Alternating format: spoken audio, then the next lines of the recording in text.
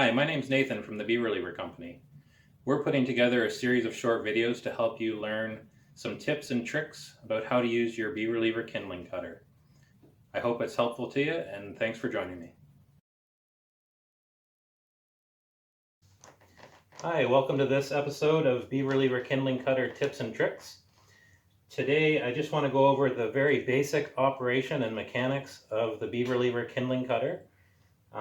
We can get into some more advanced moves later on in the series, but today we're going to start from the basics. So because the assumption is you're learning and you can get pinched or cut if you're not careful, I got these nice Christmassy gloves this year for Christmas, and I'm going to put them on. And just a reminder, definitely if you're, especially as you're learning, or if anything goes maybe not quite as planned, just get your gloves on to keep from getting pinched or cut in some way. So for starters, you will put the uprights in place, and there's the handle nut at the back. You'll just tighten that so that the uprights are sturdy. Don't worry about a little bit of movement. That's expected. And this blade has one of our custom leather grips on it, which are very popular. I'll talk a little bit about those in another episode. And in keeping with our learning, I'm going to just grab this piece of pine.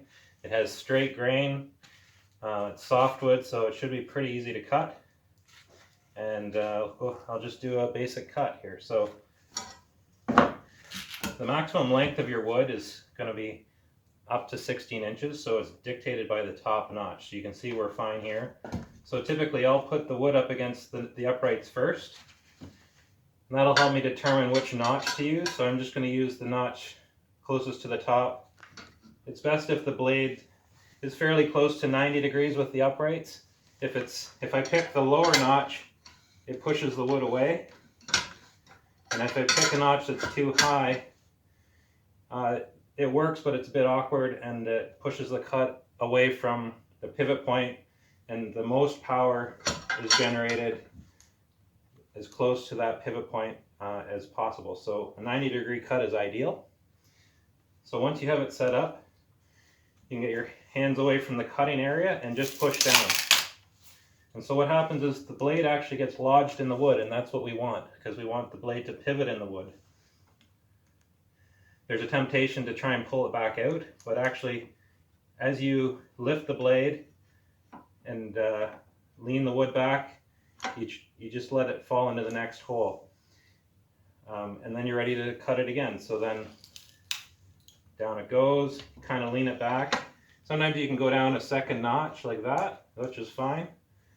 And you just want to keep the cut and the blade and everything in line with the center of the tool. If it starts to wander, you can just readjust it. And then down again, each time just letting it get lodged in the next blade or next notch. And that does it. So in very basic terms, that's how you make a cut with the Beaver Lever Kindling Cutter.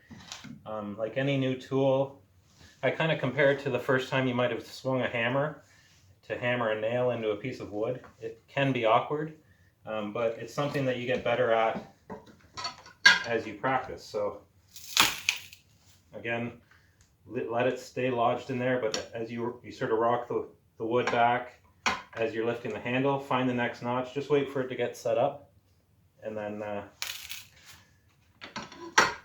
that's the motion. And once it's largely broken, you can actually just twist the blade. There's enough force there, with softwood especially, to just finish the cut for you. And I just leave it in that last notch for a storage option. And that's what I wanted to share today. Thanks for tuning in.